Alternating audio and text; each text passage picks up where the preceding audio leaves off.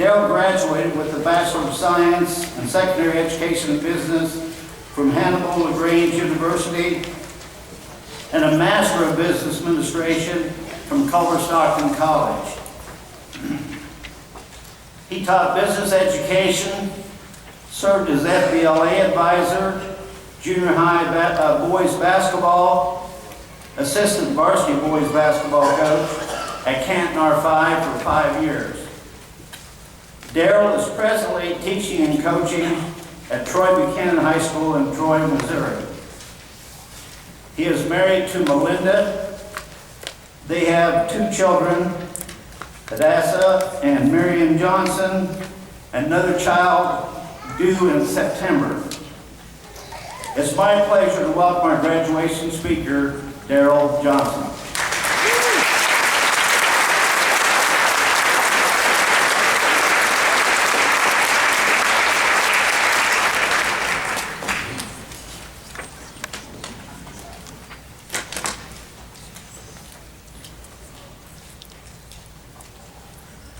All right, first of all, I'd like to thank the school board and administration for allowing me to stand in front of you today to honor the class of 2016.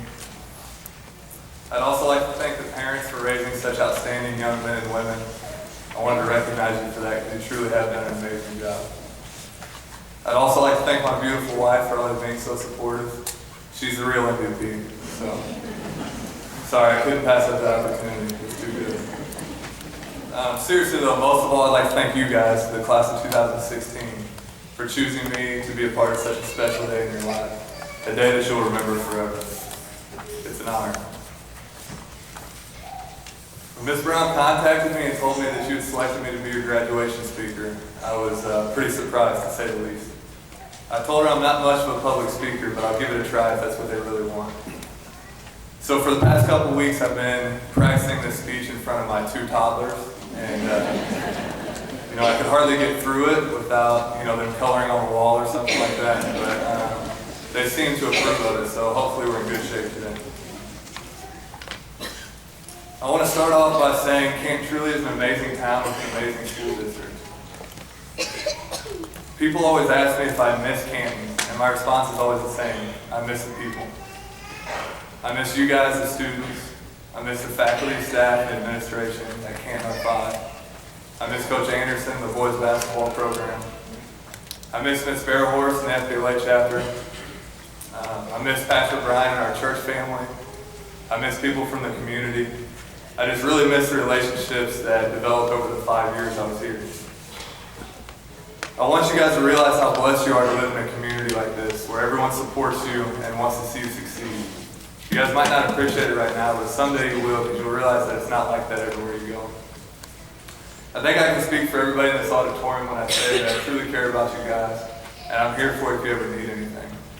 And right now what I'd like you to do is look around the auditorium at the people who are here, your friends and family that are here to celebrate this day with you. Just take a moment to do that.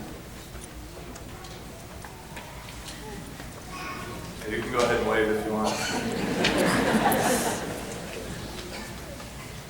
All right, so there's a lot of people. It's pretty obvious that there's a lot of people that love you guys and care about you because they're here to celebrate with you today. You're approaching a time of transition and uncertainty in your life as you move on to the next chapter, but as you can see, there's a lot of people that support you, so that's always encouraging to see.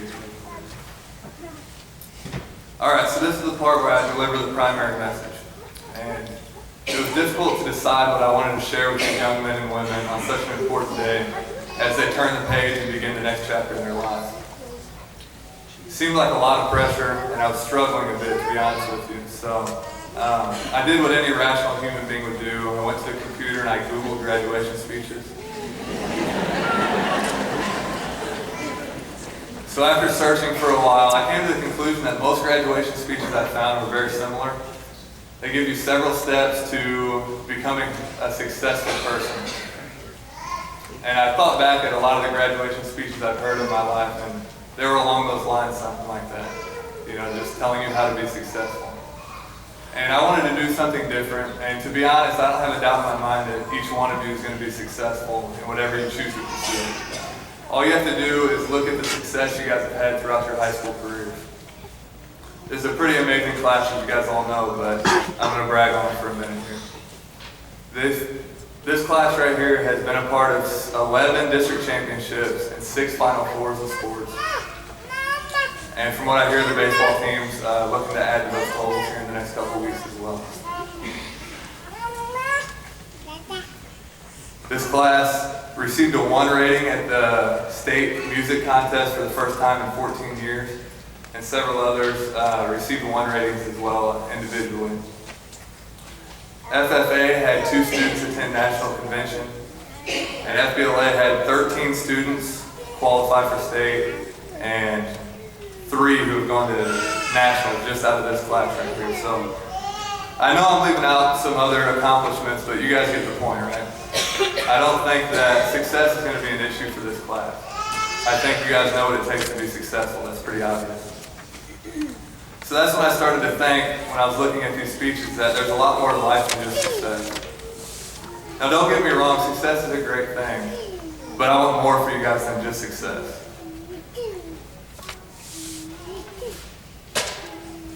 Because if you look, there's a lot of people out there who are successful, who are miserable. I'm sure you guys have seen that on the news, famous people, things like that. So that's when I just started thinking about this. And if you find your fulfillment and success, it's never going to be enough, because as soon as you achieve one thing, there's always something else, and something else, and something else. So it just continues on. And there's always going to be someone out there who's more successful that you can compare yourself to. So at the end of the day, you're always going to come up short if that's where your fulfillment is found. So at this point, I turn to the source that I think we should all turn to for guidance and wisdom, and that's the Bible. I believe that God led me to this particular verse to share with you guys. It's a verse that's commonly used for graduations, but hopefully I can help add new perspective.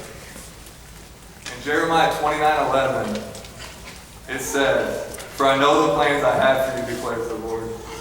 Plans to prosper you and not to harm you. Plans to give you a hope and a future." Now there's numerous verses throughout the Bible that talk about our purpose and God's plan for our life. And if there's one thing I'm certain of, it's that God does have a plan and a purpose for each one of our lives. Now I don't necessarily know what yours is, and you guys may not see it right now, but He's been preparing you for it your entire life.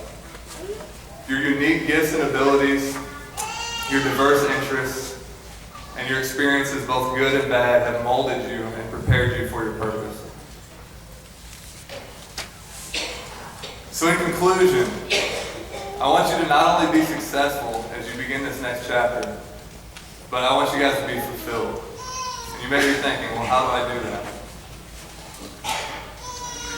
You find your purpose and you passionately pursue it. You become a part of something bigger than yourself. Find a way to do that. Find ways to invest in people even if they have nothing to offer you in return. When you're choosing your career, some of you may think you know what it is, and some of you may have no idea. But when you're choosing your career, choose something that you love to do. Something you do for free because you love it so much. Love others and treat them the way you'd want to be treated. And worry more about what you can do for others rather than just what you can do for yourself. You'll be really surprised by how much your life improves in the process of doing that. And I promise you that by pursuing your purpose, you'll simultaneously pursue success. Now I'm going to leave you with a quote here. And I'm going to be honest with you, I had no idea that this was your class motto when I wrote my speech. So it's pretty crazy that I was going to include this speech. I saw it on the program when I came in, and I was pretty dumbfounded by that. But I couldn't give a speech here without quoting the great Mark Twain. He said, "The 2 most important days of your life are the day you were born and the day you find out why." So my prayer for you guys is that you would not only pursue success in life, but that you'd also pursue your purpose. Again, thank you for this opportunity. It truly is an honor. Congratulations, and may God bless you guys as you begin the next chapter of your life.